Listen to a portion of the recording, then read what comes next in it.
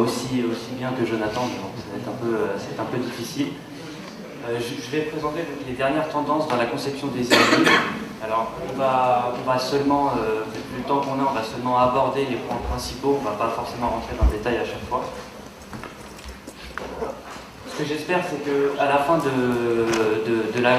la thématique message et surtout à la fin de l'EMD, on arrêtera de voir des newsletters comme celle que vous avez à gauche, qui ne sont pas très sexy, qui ne donnent pas très envie, plutôt des newsletters comme vous avez à droite, qui sont vraiment très importants.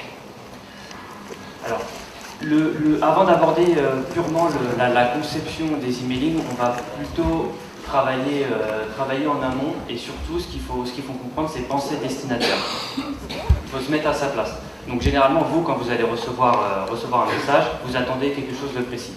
Donc on va reprendre finalement ces 4 points qui sont peut-être essentiels pour certains, mais qu'il faut bien entrer, parce que généralement, quand on voit des conceptions, c'est pas toujours respecté. La première chose, c'est quelque chose à lire. Ça paraît évident, mais si vous envoyez donc un email, vous envoyez avant tout un message. Donc c'est très important de dire quelque chose. Donc il faut au minimum que le texte soit clair. Une façon d'interagir, c'est le deuxième point. Quand vous adressez d'une manière générale, quand on envoie un message, généralement on attend une réponse ou il y a un objectif derrière. Donc c'est une façon d'interagir. Alors pour ça, il y a plusieurs éléments qu'on verra tout à l'heure. Il y a les call to action, les liens, les boutons. Mais c'est vraiment primordial. Le troisième point, c'est une expérience agréable. Donc la rapidité de chargement des images en fait partie, les textes également. Mais le destinataire, et vous le savez tous, a seulement que quelques secondes pour lire votre message, et il est très important que l'expérience pour lui soit très agréable pour aller au bout de l'objectif que vous êtes fixé. Et le dernier, finalement, c'est pas d'obstacle. Alors, on va revenir dessus sur le responsive, mais il y a une conférence juste après dessus, donc on va seulement le survoler, mais pas de clic pour voir le contenu de l'email. Et donc, comme je vous l'ai dit, le destinataire a seulement quelques secondes, donc il est important pour lui d'aller à l'essentiel dans votre message. Donc les éléments essentiels, on va en aborder 5 exactement. Donc comme je vous l'ai dit, on va aller assez vite, parce qu'on ne peut pas aborder tous les points précisément, mais c'est vraiment les points clés pour concevoir et respecter les tendances dans la conception des emailing. Donc le premier, c'est le pre-header. Jonathan, en fait, son explication tournait autour de ça. Finalement, la première impression, c'est l'objet et le nom d'expéditeur. Vous pouvez avoir la meilleure conception du monde, derrière le meilleur design, si de toute façon votre objet, votre nom d'expéditeur n'est pas pertinent ou ne donne pas envie, il n'y aura pas d'ouverture. Et s'il n'y a pas d'ouverture, personne ne pourra consulter votre message.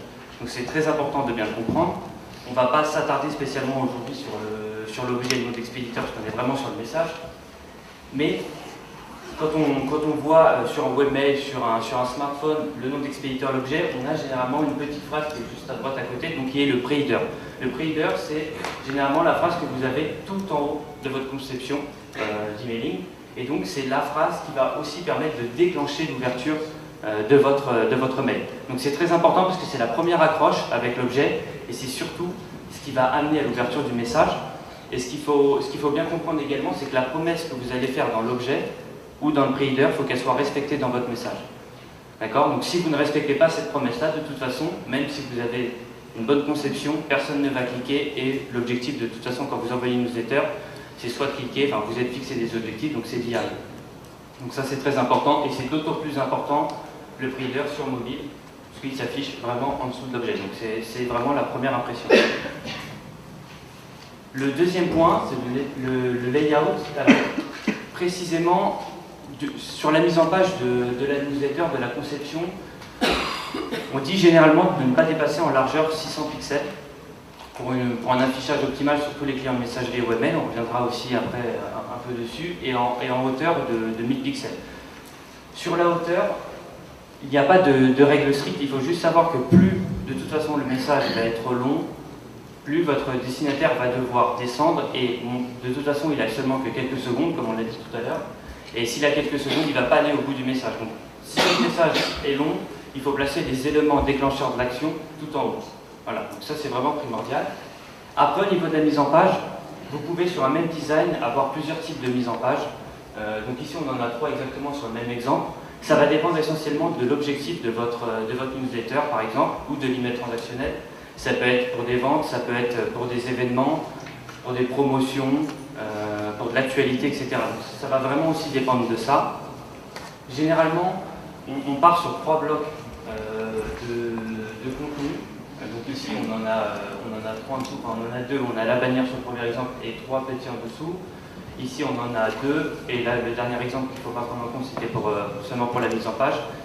Parce que généralement, 3, c'est ce qui est lisible lorsqu'on est sur un webmail pour descendre sur le message, mais surtout, ce qui est très important, ce qu'il ne faut pas oublier, c'est que si vous rajoutez beaucoup de blocs, donc on appelle ça des blocs, on peut les appeler autrement, sur mobile, lorsque le message est responsive, vous allez allonger la conception. Et donc là, le destinataire va devoir scroller, et il ne va jamais aller au bout du message. Donc ça, c'est très important également.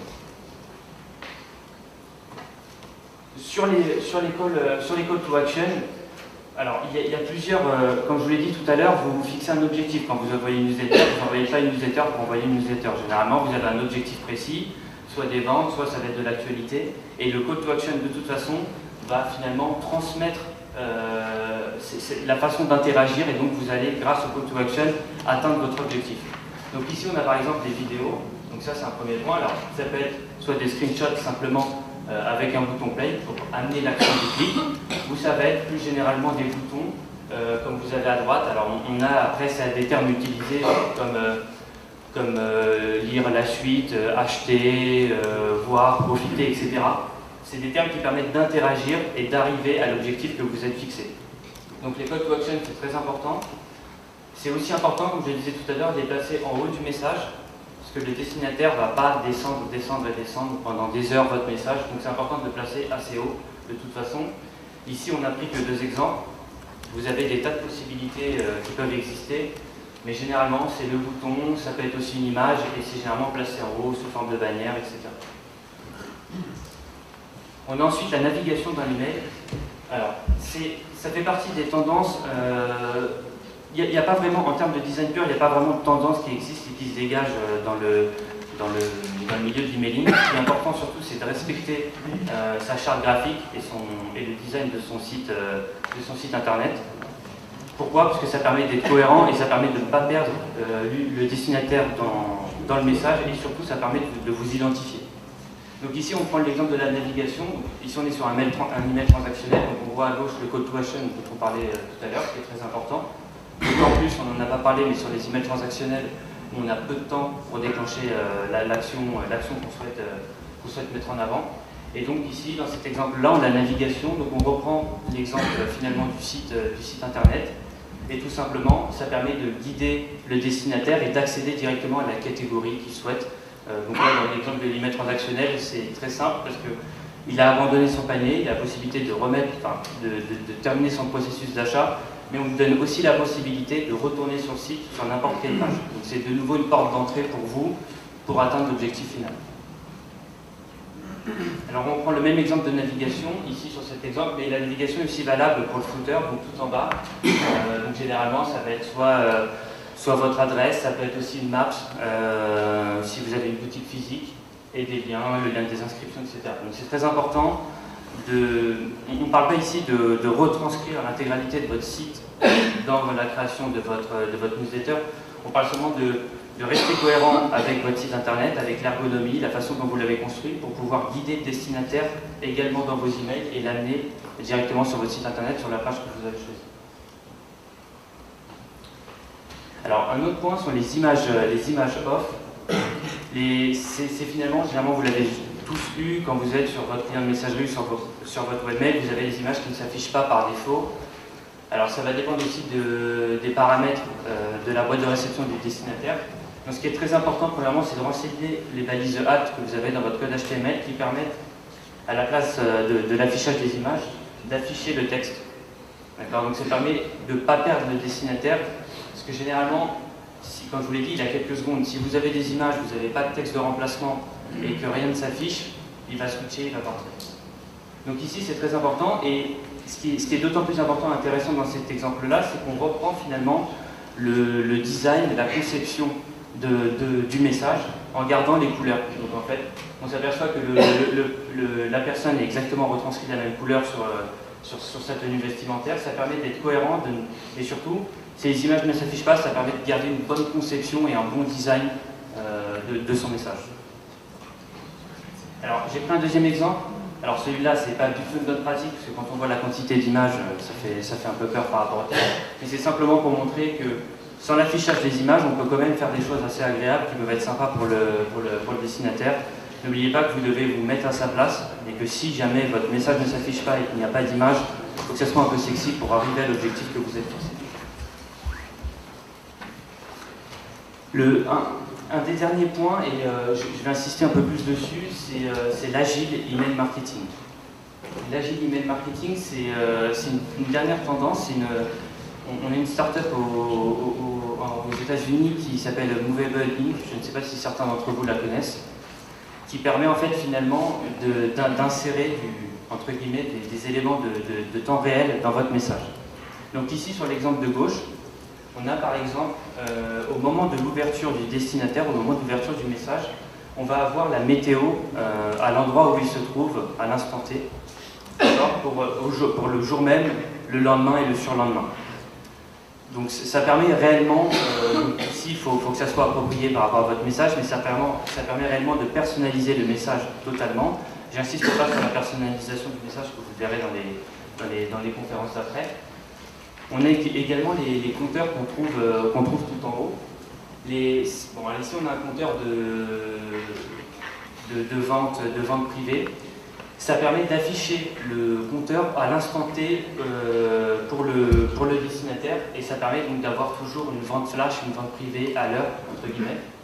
Et ça permet notamment, sur l'exemple tout en bas à droite, on peut afficher, grâce à cette techno-là, on peut afficher les ventes en temps réel, c'est-à-dire qu'on est capable de donner le stock qui diminue seconde par seconde sur votre site internet.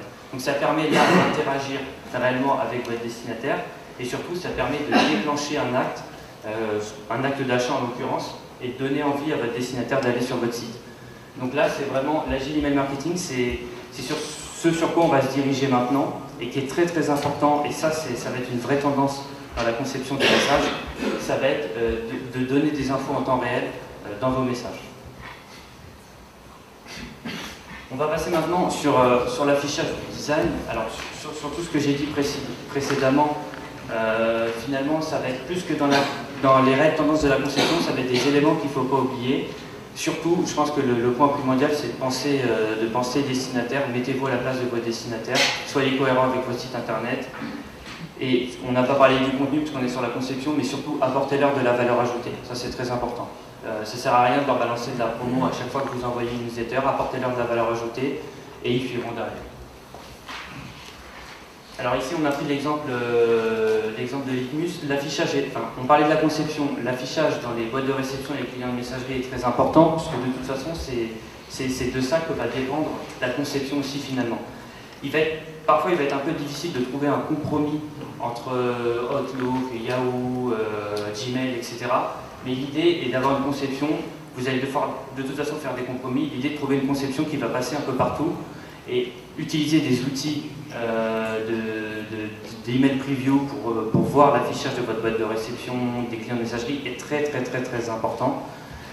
Pourquoi? Parce que vous ne pouvez pas ouvrir 15 000 boîtes de messagerie, 15 000 adresses mail pour vérifier chacun des messages et l'affichage dans chacune des boîtes de réception, c'est strictement impossible, ou alors ça serait très chronophage.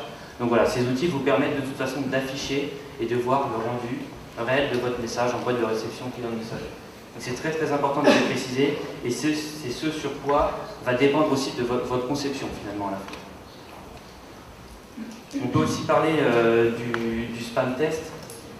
Le spam test va permettre, alors ça va être généralement lié aussi à l'email preview, on n'a pas parlé je suis vraiment sur le fond, sur le code HTML du design, et ça va permettre de voir la capacité du code HTML à passer soit les filtres anti-spam et à savoir s'il est propre. Et donc ça aussi c'est très important. Vous le savez très bien, quand on fait de l'emailing, on ne peut pas utiliser n'importe quel code, on ne conçoit pas une newsletter comme on conçoit un site internet au niveau du codage HTML, donc c'est très important. Et les outils de spam test vous permettent aussi de vous guider dedans. Et comme on ne peut pas faire n'importe quoi, on est aussi limité dans la conception, alors de moins en moins, mais on est aussi limité dans la conception des newsletters par rapport à ça. Le responsive design, il y a une conférence juste après, donc je vais pas en parler spécialement, mais ce qu'il est très important de comprendre, c'est que On peut dire que la plus grande tendance, c'est le responsive. Moi, on considère généralement que c'est plus une tendance, mais une obligation. Ou alors, comme disait Jonathan juste avant la conférence, la tendance, c'est que c'est devenu une obligation. Donc ça, c'est très important. Donc en fait, il y a deux types. Ce qu'il ne faut pas comprendre, c'est le scalable design et le responsive design. Je vois encore trop souvent des personnes prendre l'exemple que vous avez à gauche en disant « Regardez, ma newsletter, elle est responsive ». Ici, on a simplement le scalable design, seulement la newsletter qui va s'adapter à la taille de l'écran. Mais en aucun cas, c'est responsive. À droite, ici, on a vraiment une newsletter responsive qui est adaptée. Vous voyez qu'à gauche, c'est strictement illisible. C'est pas possible du tout. Et à droite, là, on a vraiment un message responsive, donc avec les réseaux sociaux qui vont être en haut, l'image en bas qui est réduite, le call to action qui est gros, etc. Donc c'est très important, et comme je le disais tout à l'heure, quand vous allez concevoir votre design, votre conception d'email, regardez ici, on a l'affichage qui est quasi total de la newsletter, et ici on est à peine au 20% de la newsletter. Donc c'est très important de comprendre que plus vous allez rajouter du contenu, forcément, plus la newsletter sur mobile, votre design va s'allonger. Donc il faut faire très attention à ça. Généralement, vous avez beaucoup de personnes qui consultent leur mail en mobilité, donc sur smartphone, etc. Donc c'est très important de ne pas alourdir la newsletter et de rester cohérent, surtout lorsqu'on va naviguer. Donc, un dernier point sur les ressources. Il existe aujourd'hui 3 sites qui sont vraiment dédiés à l'inspiration et au design des emails. Donc c'est vraiment des galeries qui sont mises régulièrement à jour tous les jours ou tous les 2 jours avec des derniers exemples, soit de grands groupes, soit de bonnes pratiques. Donc c'est vraiment intéressant pour vous de piocher des bonnes pratiques, des exemples et surtout des tendances qui se font en termes de design. Ensuite, sur les mails preview spam test, on a relevé 2 que nous on utilise particulièrement, qui sont Litmus et l'email Receipt. Donc voilà, on utilise Litmus de notre côté, donc ils sont importants pour l'email preview et le spam test. Et le 3e point, évidemment pour nous mettre en avant, Stampia, qui est une place de marché spécialisée dans les templates email qu'on a lancé en juin 2013. Et dedans, vous trouverez tout ce qui est newsletter, transactionnel, réalisé par des web designers, donc des templates de qualité.